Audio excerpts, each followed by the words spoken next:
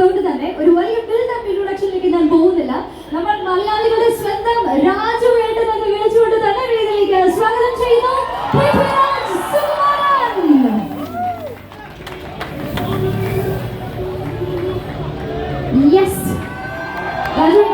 നമസ്കാരം. ഒരളിയൻ അങ്ങനെ നമ്മുടെ സ്റ്റേജിലേക്ക് എത്തിയിരിക്കുകയാണ്. ആടുജീവിതം സിനിമയിലൂടെ നമ്മൾ ഒരുപാട് കരയിപ്പിച്ചതിന് ശേഷം ഇനി നമ്മൾ എല്ലാവരെയും ചിരിപ്പിക്കാനായിട്ട് ഇങ്ങനെ റെഡി ആയിട്ട് എത്തിയിരിക്കുകയാണ് അല്ലേ.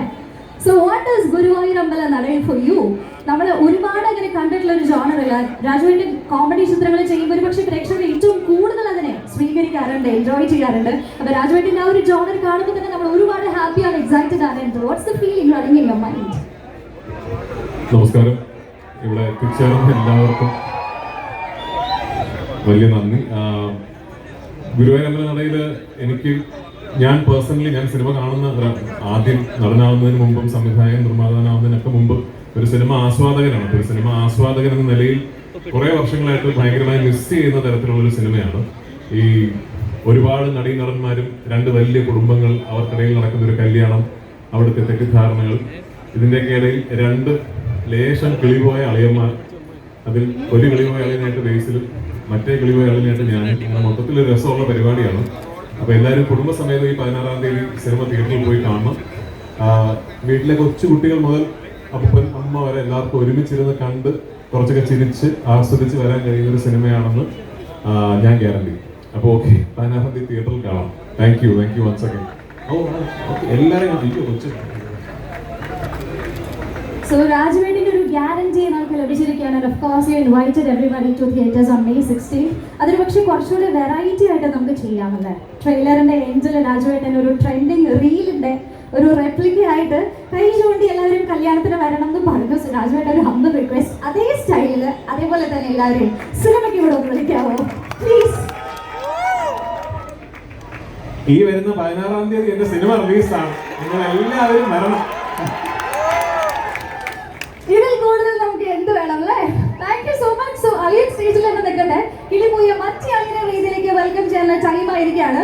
ഗുരുവായൂർ അമ്പലം നടയിൽ പാൻ ഇന്ത്യൻ സ്റ്റാർ പൃഥ്വിരാജിനോടൊപ്പം ഹോംലി സ്റ്റാർ നമ്മുടെ സ്വന്തം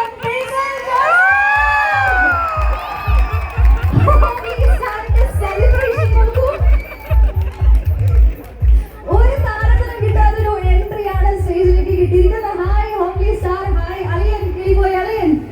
യെസ്, എന്നെ നോക്കി പഠിപ്പിക്കുകയാണോ? ബേസിലായിട്ട് അഭിനയം നമുക്ക് കാണണ്ട അല്ലേ? ആളെ കണ്ടാൽ തന്നെ നമ്മൾ ശരിക്കും ആ ഒരു ബുള്ളറ്റ് എഞ്ചിൻ ചിരി കേട്ടാൽ തന്നെ നമ്മൾ ശരിക്കും ഇവിടെ എന്തോ കൗണ്ടർ വന്ന് ഞാൻ കേട്ടില്ല. But still Basil Joseph one സപ്പോർട്ടാണ്. ക്രൂ മെമ്പേഴ്സിന്റെ അടുത്ത് തന്നെ വൺ സപ്പോർട്ടാണ്. ഹോംലി സ്റ്റാറിന്റെ ഒരു വരവേൽപ്പ്. That was so brilliant. So how are you feeling? എല്ലാവർക്കും നമസ്കാരം. ഇത് ഞാൻ കാശ് കൊടുത്ത് ചെയ്തിട്ടല്ല, സത്യമായിട്ട് ഓർഗാനിക്കായിട്ട് സംഭവിച്ചത്. എന്നെ സംബന്ധിച്ചിടത്തോളം രാജുവേട്ടൻ്റെ കൂടെ ഇങ്ങനെ ഒരു സിനിമ ഒരുമിച്ച് ഇങ്ങനൊരു അളിയനായിട്ട് അഭിനയിക്കാൻ പറ്റിയെന്നൊക്കെ പറഞ്ഞിട്ട് ഭയങ്കര സന്തോഷമുണ്ട്. ഇതിൻ്റെ റൈറ്റർ കുഞ്ഞിരാമായണം എന്ന് പറയുന്ന എൻ്റെ ആദ്യമായിട്ട് ഞാൻ ചെയ്ത സിനിമയുടെ റൈറ്ററാണ്. ദീപുവാണ് ഇതിൻ്റെ റൈറ്റർ. അതുപോലെ ഇതിൻ്റെ പ്രൊഡ്യൂസേഴ്സ് എന്ന് പറയുന്നത് ഗോദ എന്ന് പറയുന്ന സിനിമയുടെ പ്രൊഡ്യൂസർ ഇൻഫോർ എൻ്റർടൈൻമെൻ്റ് ആണ്. അതുപോലെ ഇതിൻ്റെ സംവിധായകൻ എന്ന് പറയുന്നത് ജയ ഹേ എന്ന് പറയുന്ന സിനിമയുടെ സിനിമ സംവിധാനം ചെയ്ത വിപിൻ ചേട്ടനാണ്.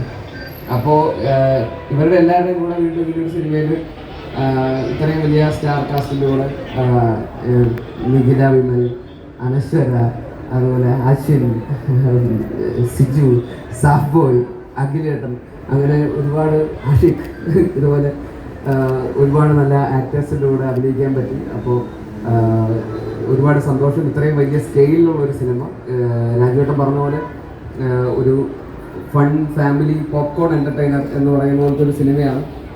അപ്പോൾ അത് എല്ലാവർക്കും ഇഷ്ടപ്പെടും എന്ന് തന്നെയാണ് ഞാൻ വിശ്വസിക്കുന്നത്. May 16-ാം തീയതി തിയേറ്ററിൽ എല്ലാവരും വരണം. Thank U.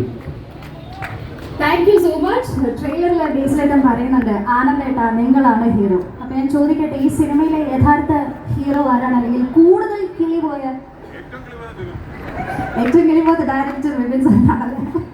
എന്നാലും അളിയന്മാരിൽ ഏറ്റവും കിളിപോയ അളിയൻ അല്ലെങ്കിൽ ഒരു ഹീറോ ആരാണെന്ന് ചോദിച്ചാൽ അതിന്റെ ആൻസർ ആരായിരിക്കും? ആനന്ദ് ഓർ ഈ കൂടുതൽ കളി ആരുടെയാണ് പോയതെന്നും ആരാണ് നായകൻ ആരാണ് വില്ലൻ എന്നുള്ളതാണ് സിനിമയുടെ കഥ. അപ്പൊ അത് ഇപ്പൊ പറയാൻ പറ്റും. യെസ്, അത് നമുക്ക് 16-ാം തീയതി കണ്ടു തന്നെ അറിയാം. സോ മൂവിംഗ് ഓൺ, ഇനി നമുക്ക് നമ്മുടെ താരങ്ങൾ ഹീറോയിൻ ആക്ട്രസിന്റെ വേദിയിലേക്ക് വെൽക്കം ചെയ്യാനുള്ള ടൈമാണ്. രാജുവേട്ടൻ തന്നെ പറഞ്ഞ് ഞാൻ കേട്ടിട്ടുണ്ട്, അദ്ദേഹത്തിന്റെ ഫിലിമിൽ ഒരു മാലാഖ, ഒരു ഡ്രീമി ഒരു സീക്വൻസിൽ മാലാഖയെ പോലെ ഇരിക്കുന്ന ഒരു ആക്ടറിനെ പ്ലേസ് ചെയ്യണമെന്ന് പറഞ്ഞപ്പോൾ വിത്തിൻ സെക്കൻഡ്സ് പ്ലേസ്ഡ് ആയിട്ടുള്ള ആക്ടറാണ്. സോ അധികം ബിൽഡപ്പില്ലാതെ തന്നെ വേദിയിലേക്ക് സ്വാഗതം ചെയ്യുന്നു നിഖില വിമൽ. ലിറ്ററലി മാലാഖ എന്ന് പറഞ്ഞപ്പോൾ ഒരു ഏഞ്ചൽ അപ്പിയറൻസിൽ തന്നെയാണ് നിഖില എന്ന നമ്മളോടൊപ്പം ജോയിൻ ചെയ്തിരിക്കുന്നത്. യെസ്, സോ നിഖിലയുടെ മുഖം ഇപ്പോൾ ചൊളിയുന്നത് കാണാം, because everybody comments you as the thug queen അല്ലേ.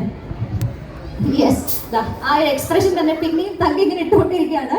സോ ഗുരുവായൂരമ്പല നടയിൽ നമ്മൾ ട്രെയിലറിലൂടെ കാണുമ്പോൾ ഒരുപാട് ഷെയ്ഡ്സ് ഉള്ള ഒരു ക്യാരക്ടറായിട്ടാണ് നമുക്ക് തോന്നുന്നത്. സോ എന്നെ വൻ വിലയിരുത്തലായിരുന്നു. ആൻഡ് ഓൾസോ കമന്റ് സെക്ഷനിൽ എല്ലാവരും പോയിന്റ് ഔട്ട് ചെയ്യുന്ന ഒരു കാര്യം തന്നെയാണ് waiting for your performance and how excited are you about that. എല്ലാവർക്കും നമസ്കാരം. ഭയങ്കര ഒരുപാട് സന്തോഷത്തോടു കൂടി ചെയ്തൊരു സിനിമയാണ് ഗുരുവായൂരമ്പല നടയിൽ എന്ന് പറയുന്നത്.